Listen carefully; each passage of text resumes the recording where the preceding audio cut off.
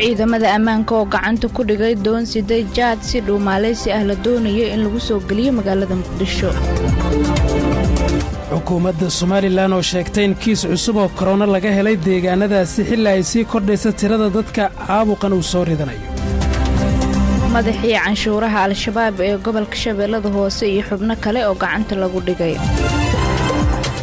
ciidamada Jubbaland oo howlgal ka dhan al-shabaab ka wada duleedka magaalada Kismaayo.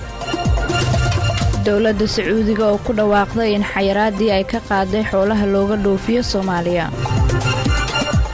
ra'iisul wasaaraha Ethiopia oo sheegay in dalkiisa uu qatar ugu jira in xanuunka coronavirus uu saameyn ba'an ku yeesho.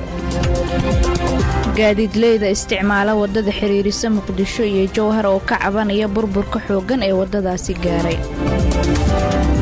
caasimadda Suudaan oo bandow lagu soo rogay. iyo doorasho ka bilaabatay dalka Maali. ciidamada xoogga dalka gaar ahaan qaybta 27aad ayaa gacanta ku dhigay doon siday jaad si dhuumaaleysi ah la doonaya in lagu soo geliyo magaalada Muqdisho. ciidamada xoogga dalka gaar ahaan qaybta 27aad ayaa maanta dekada Ceelmacaan ee gobolka Shabeellada Dhexe ku qabtay doon sideeqaad la sheegay in laga keenay Itoobiya. doontan sideeqaadka ayaa la sheegay inay soo martay xeebta Cadale waxaana la sheegay in markii ay ku guuldareysatay in Cadale ay ku dejisay qaadkan ay u soo wiicisay dhinaca Ceelmacaan. taliyaha qaybta 27aad ee ciidamada xoogga dalka Jenaraal Axmed Maxamed Maxamuud Dreedisho ayaa sheegay in qaadkan si sharci darro ah la doonayay in loo soo geliyo magaalada Muqdisho isaga oo na sheegay inay qabteen iyaga oo raacaya amarkii ka soo baxay madaxda ugu sarreysa dalka. waxa uu hadalkiisa ku daray in ay ku wareejiyeen ciidamada booliska Soomaaliya. waxaan fulinay inaan soo qabanno qaadkan oo ka soo degayay dekadaha maxaan ku yiraahdaa dabiiciga ah gobolka Shabeellada Dhexe. jaadka la soo qabtay waxa lagu soo qabtay dad ganacsataa walow aanan dadka hayn ee ka carareen. jaadkan waxa looga baqay in maxaan ku yiraahdaa faafinta oo cudurka halista ah COVID-19 oo ah cudur aad u fida isla markaana degdeg ku fida. sidaas daraaddeed annagoo ka duulayna hawshii iyo u turistii madaxda qaranka ay shacabka u turaysay annagoo u idman inaan maxaan ku yiraahdaa la dagaalanno wixii waajibaadkeenna ah ee ay madaxda qarankuna siiso. waxaan u aragnay inuu yahay cadowgii isagana maxaan ku yiraahdaa dadka Soomaaliyeed lagu dhibaataynayay. waxaanan leeyahay baalkani wuxuu fidiyaa cudurrada halista ah gaar ahaan cudurka hadda caalamka ka jira. ummadda Soomaaliyeedna waxaan leenahay garab nagu siiya inaan hawshan maxaan ku yiraahdaa aan ka hortagno. dhinaca kale taliyaha laanta canshuuraha ee ciidanka booliska Soomaaliya Cabdullaahi Xasan Bariise oo goobta ka hadlay ayaa ganacsatada ugu digay in hantidooda ay geliyaan qaadka. waxa uuna sheegay in ay la dagaalami doonaan cid kasta oo doonaysa in si sharci darro ah ay u soo geliso magaalada Muqdisho waxyaabaha ay mamnuucday dawladda. doontaanu sida naloo sheego informationaha ku hayno soona Cadale ayay ka soo bilaabatay meelay ku dejiso waa ka weyday war sheekay soo martay waa ka weyday ugu dambaysta Ceelmacaan ay soo gaartay. marka Ceelmacaan soo gaartay intaasna warbixinta laga hayay waxay noo sheegeen oo korneelsanay nagu wargeliyay warbixin nagu siiyay in baabuurtii iyo ciidankii laga fogeeyay xeebtii si ay muxuu ahay markay ciidan u jeedi waayaan ay doontu u soo keenaan meesha muxuu ahay looga deji karo. sidaas ayaa lagu qabtay. waxaan rabaa marka ilaahay aan kugu dhaarshay ninka muxuu ahay Soomaaliga ahow ee ummadan u damqanayo haddii aadan baqaadan qori oo aadan shabaabka meel kala soo jeesan inaad ummadda layso ee aad ummadii ku dhex jirto ilaahay aan kugu dhaarshay waa ka daran yahay xabadaha shabaab ridaayo iyo qaraxyada waa ka daran yahay xilliga lagu jiro ee masiibadu cudurkaanu uu socdo ee ilaahan kugu dhaarshay ummadda halayni adoon garanayn macnaha ka dambeeyo.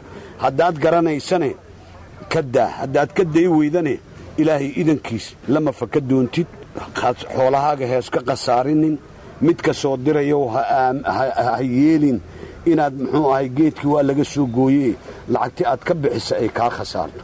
sidaan oo kale ayaa dhowr jeer goob fagaaraha lagu gubay qaad la sheegay in si sharci darro ah loo soo gelishay gudaha magaalada Muqdisho iyo waliba qaybo ka mid ah gobolada dalka tan iyo markii ay dawladda ay mamnuucday qaadka la keeno gudaha dalka iyada oo dawladda ay sheegtay in ay qayb ka tahay dadaalada looga hortagayo cudurka coronavirus. xukuumadda Somaliland ayaa waxa ay sheegtay in kiis cusub oo corona ah laga helay deegaanadaas xilli ay sii kordhayso tirada dadka qaba cudurkan. Ilyas Cabdi Cali ayaa warkan inoo soo diray. xukuumadda Somaliland ayaa xaqiijisay kiis cusub oo cudurka coronavirus kaasoo lagu arkay magaalada Hargeysa sida lagu sheegay warqad ka soo baxday xafiiska agaasimaha guud ee wasaaradda caafimaadka Somaliland Dr. Maxamed Cabdi Xergeeye. qoraalka ka soo baxay xafiiska agaasimaha ayaa sidoo kale lagu sheegay in hal qof uu ka bogsaday 6 qof ee hore u qabay cudurkaasi ama fayraska coronavirus kuwaasi oo deegaanada Somaliland tirada rasmiga ay u ahayd 6 qof oo ku kala noolaa magaalooyinka Burco, Boorama, Berbera iyo Hargeysa. dadka uu soo ritay cudurka coronavirus ayaa lagu dabiibayaa cusbitaal ku yaala magaalada Hargeysa barigeeda kaasi oo lagu magacaabo Daryeel. ilaa iyo hadda xukuumadda Somaliland ma sheegin tirada u karantimaysan cudurkaasi ee ku jirta hoteelada inkastoo la sheegayo in ilaa 50 qof oo laga waayay cudurkaasi. Ra'iisul Wasaaraha Ethiopia ayaa sheegay in dalkiisa uu qatar ugu jiro in xanuunka coronavirus uu saameyn ba'an ku yeesho waqtigan. Ra'iisul Wasaaraha Ethiopia Dr. Abiy Ahmed ayaa warkan ka sheegay saaka marka uu booqday isbitaal weyn oo lagula tacaalaya dadka uu soo rito safmarka COVID-19. isbitaalka weyn ayaa loogu talagalay in lagu baxnaaniyo dadka uu haleelo caabuqan marka la xaqiijiyo. waxaana la dhigayaa 1,000 sariirood balse hadda waxaa la dhigay 360 sariirood iyadoo inta dhimanna toddobaadka soo socda la dhigi doono ayuu sheegay ra'iisul wasaaraha. waxa uu intaasi ku daray in lagu diyaariyay halkaasi 40 sariirood oo loogu talagalay dadka xaaladoodu ay liidatay iyo 60 sariirood oo marka loogu talagalay dadka ka soo kabta xanuunka. waxa halkaasi ay yeelan doontaa 700 oo xirfadle caafimaad ah iyo shaqaale kale oo tiradoodu ay gaarayso ilaa iyo 300. wadartu waxay isku noqonaysaa 1,000 ruux oo holaha caafimaadka ku howlan. Dowladda Sacuudiga ayaa ku dhawaaqday in xayiraadii ay ka qaaday xoolaha looga dhoofiyo Soomaaliya. warkan waxaa inoo faahfaahinaya wariyaheena Faysal Cabduqaadir Yuusuf. wasaaradda deegaanka biyaha iyo beeraha boqortooyada Sacuudiga ayaa ku dhawaaqday inay qaadeen xayiraadii saarneyd xoolaha looga soo dhoofiyo Soomaaliya. war qoraal oo ka soo baxay wasaaradda isla markaana la soo dhigay barta fariimaha gaagaaban ee Twitter-ka ayaa waxaa lagu sheegay in dowladda Sacuudiga dib u fasaxday xoolihii looga keenay jiray gudaha Soomaaliya kuwaasi oo muddo hakad jiray. Sacuudiga waxa uu xayiraadii ka qaaday xoolaha looga keenay jiray Soomaaliya ayaa lagu yiri qoraal kooban oo ka soo baxay wasaaradda deegaanka ee Sacuudiga. sidoo kale wasaaradda ayaa sheegtay in la filayo ugu yaraan 600 oo kun oo ida ah iyo 100 kun oo geel ah la keeni doono suuqyada maxalliga ee dalkaasi 30 maalmood gudahood kadib markii uu dhammaado go'doonka caadiga ah. dhinaca kale dowladda federaalka Soomaaliya ayaa lagu wadaa inay ka hadasho arrintan isla markaana ay war ka soo saarto go'aankaasi. tallaabada ay qaadatay dowladda Sacuudiga ayaa waxaa soo dhaweeyay ganacsatada Soomaaliyeed gaar ahaan kuwa xoolaha u iibgeeya dalkaasi. Soomaaliya oo caan ku ah wax soo saarka iyo xoolaha ayaa wadamo badan u dhoofisa xoolaha nool sida Imaaraadka, Sacuudiga iyo dalal kale. madaxii canshuuraha ee al-shabaab ee gobolka Shabeellada Hoose iyo waxaa la soo warinayaa dagaalamayaal kale oo al-shabaab ka tirsan in ay isku dhiibeen ciidanka dowladda ee halkaasi ku sugan sida warkan uu ku eegaya Cali Cilmi Salaad. saraakiisha ciidanka xoogga dalka ayaa sheegay inay gacanta ku dhigeen sargaal sare oo ka tirsan al-shabaab iyo dagaalamayaal u watay. Cabdixamiid Maxamed Dirar oo ah taliyaha ciidanka dhulka ee xoogga dalka ayaa sheegay inay nolosha ku qabteen sargaal uu sheegay in al-shabaab uu u qaabilsanaa gobolka Shabeellada Hoose dhaqaalaha ama ururinta lacagaha taas oo al-shabaab ay ku sheegeen sakawaadka inkastoo uusan magac dhabin. sidoo kale taliyaha ayaa sheegay inay jiraan dagaalamayaal kale oo ka tirsan al-shabaab kuwaas oo isku soo dhiibay ciidamada xoogga dalka ee ku sugan gobolka Shabeellada Hoose. dhinaca kale taliyaha ciidanka dhulka ee xoogga dalka Cabdixamiid Maxamed Dirar ayaa sheegay in ciidamada ay biyo xireen ay ku sameeyeen wadada xiriirisa deegaanka Janaale iyo magaalada xarunta u ah gobolka Shabeellada Hoose ee Marko taas oo uu taliyaha sheegay in al-shabaab ay biyaha babiga ay ku soo fureen. indhowadina cadawga uu jabay isagoo qaarkoodna ay iska soo dhiibayaan qaarna aanu si raggi ugu waaweynaayo oo hadda gobolka Shabeellada Hoose ee ninka uu qaabilnaa inuu baadda dadka ka qaado iyagu sakawaad beelaa laakiin saka maaha waa baad. marka ninkii baadda dadka ka guri jiray isagana gacantaan ku haynaa sharcigana waa la horgeynayaa. rag kale oo dhalinyaro iyagu way soo dhiibeen. waxaan markaa aan leeyahay kuwa fakarkooda khaldan la geliyay ciidamada way soo dhiibi kartaan. wabiyaal bay ku soo fureen wabiyaashii waa u jeedeen oo waa annaga aan biyihii matoorada yaan saaraynay oo ka dhammaynaynay. haddana waxaa la marayaa qaybtii labaad oo inaan meeshii aan buuxino haddii Allah awoodda la idmo. waa arkayseen meelaha biyuhu say ahaayeen iyo meelaha aan soo dhex maraynay oo sida ay maartay sida ay yihiin waxaasaan rabnaa inaannu ka shaqayno haddii allah awoodda laydmo taliska ciidanka xoogga dalka ayaa horey u sheegay inay nolosha ku qabteen madaxii ugu sarreeyey al-shabaab qaybtooda ay ku sheegeen sakawaadka kaas oo lagu magacaabo xasan suuleyd kuna magac dheer xasan geney kadib howlgal ay ciidamada ay ka sameeyeen deegaanka janaale ee gobolka shabeellada hoose oo ciidamada ay al-shabaab kala wareegeen 16 bishii aynu soo dhaafnay ee maaj. saraakiisha ciidamada xoogga dalka ayaana sheegay in al-shabaab ay ka saari doonaan deegaano iyo degmooyinka al-shabaab ay kaga sugan yihiin gobolka shabeellada hoose. markaan aan eegno wararka gobolka jubbada hoose, ciidamada Jubbaland ayaa howlgalo ka dhana al-shabaab waxay ka wadaan duleedka magaalada Kismaayo. warkan waxaa inoo soo diray wariyaheena Cabdimajiid Cabaas Aadan. faahfaahinno dheeraad ah ayaa ka soo baxaya howlgallo saacadihii la soo dhaafay ee ciidamada Jubbaland iyo kuwa xoogga dalka Soomaaliyeed ay ka fuliyeen deegaanada dhaca waqooyiga magaalada Kismaayo.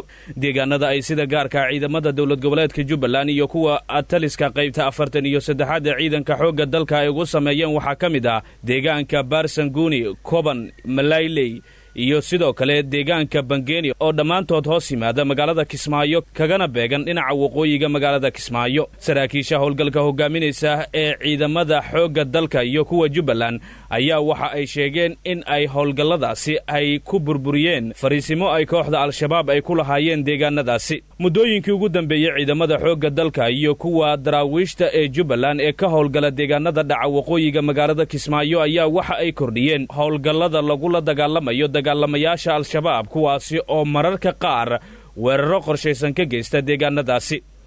waxaana howlgalkan sidoo kale uu imaanayaa xilli dadka shacabka ee ku sugan deegaanadaasi ay ciidamada iyo laamaha amniga ay ku wargeliyeen in ay al-shabaab halkaasi ka qorshaynayaan in ay weeraro ka fuliyaan. Cabdilmajiid Cabaas Aadan, Fantastic, KNN, Kismaayo. gaadiidlada isticmaala waddada xidhiidhisa Muqdisho iyo Jowhar ayaa ka cabanaya burbur xooggan oo waddadaasi gaaray.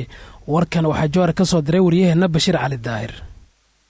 cabashadan ay muujinayaan gaadiidleyda ka howlgasha magaalada Jowhar iyo Muqdisho ayaa waxa ay ku aadan tahay burbur aad u xooggan oo waddada laamiga ee xiriirisa degmada Jowhar iyo Balcad kaasoo ay sheegeen in dhibaatooyin adag ay ku qabaan marista waddadaasi. waxaana ay tilmaameen in markii la galo xilli roobeedka ay dhibaatooyin aad u adag ay kala kulmaan gaadiidleyda ka howlgasha gobolkan Shabeellaha Dhexe iyo gobolka Banaadir. mid ka mid ah darawaliinta kaxaysa gaadiidka hoomeyda ee ka howlgala magaalada Jowhar iyo Muqdisho ayaa wuxuu ii sheegay in arrinkaasi burburka ka muuqda waddadaasi ay u sii dheer tahay lacago looga qaado isbaarooyin yaala waddadaasi taasoo uu sheegay ilaa ay haatan maamulka aysan wax ka qaban.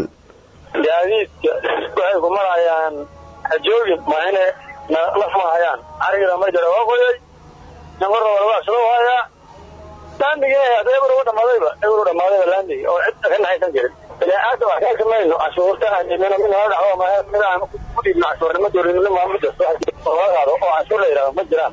waxaan helada lacag gaaraysa 100% ka badan helada 3 milyan ku baxnaa 500 lacag cashuur aan oo qada shaqada waxna u baxdaa dhaba uga cashuur ma jiraan waa qoray wasi cashuurta la ka sameeyay wala xeega ma jiraan. maxamed yaraadana ma aragno inuu qorgiisa askale ayaa ii badalaayay kaniga yaa ubda kale aragna ku rugmadanba diro wasiraas ku rugmadanba hatta waxaan ku taagay laba waaweyn oo jirta soo arkay soo kaada soo dhawaan amro waaya koonga amro waaya aan qaraba baashay meelo wiilay oo hada kalena meelo ku aleefnay oo saawesnay amro si soo qani mooya garsaala iyo raaxo iyo ergeelo iyo meesha la yiraahdo haasha go'yo weynay tarada ragudahay bawrtu man magalan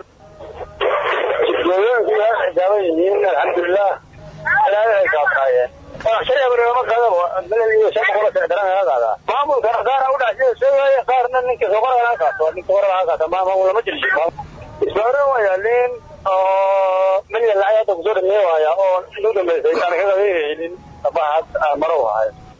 tani markii la gudagalay xilli roobeedka guga ayaa waxaa saameyn xooggan ku yeeshay socodka gaadiid ee magaalada Jowhar iyo Muqdisho taasoo ay cabasho xooggan ka muujinayaan darawaliinta kaxaysa gaadiidka ka howlgala magaalada Jowhar iyo Muqdisho kana dalbaday maamulka Hirshabeelle inay wax ka qabtaan waddadaasi oo dhowr jeer dhibaatooyin adag ay kala kulmaan dhinaca marista markii xilli roobeedka la gudagalo. Bashiir Cali Daahir, Radio Kulmiye, Jowhar. halka warkaasi aad kala socotaan dhegeystayaal waa raadiyo kulmiye goordhow wararka dibadda ayaad maqli doontaan. iminkana wararka dibadda dowladda Suudaan ayaa bandow 3 toddobaad ku soo rogtay caasimada dalkaasi ee Khartoum kadib markii kiisas hor leh oo xanuunka corona laga helay magaaladaasi. wasaaradda caafimaadka Suudaan ayaa sheegtay in 24 saac ee la soo dhaafay in ka badan 30 ruux ay qaadeen xanuunka taasoo ka dhigan in 66 ruux ay tirada guud ee dalka Suudaan gaartay. wasaaraddu waxay sheegtay in tirada ugu badan kiisaska cusub laga helay magaalada caasimadda ee Khartoum taasina ay sabab u tahay in magaalada bandow la geliyo si aanu xanuunka u faafin. waxyaabaha la mamnuucay waxaa ka mid ah meelaha la isugu tago iyo salaada jamaacada lagu dukado. wadooyinka ayaa la dhigayaa ciidamo gaara oo hubinaya dhaqangalka bandowgan lagu soo rogay magaalada Khartoum ee caasimadda waddanka Suudaan. ilaa iyo 10 qof ayaa xanuunkan u geeriyootay dalka Suudaan.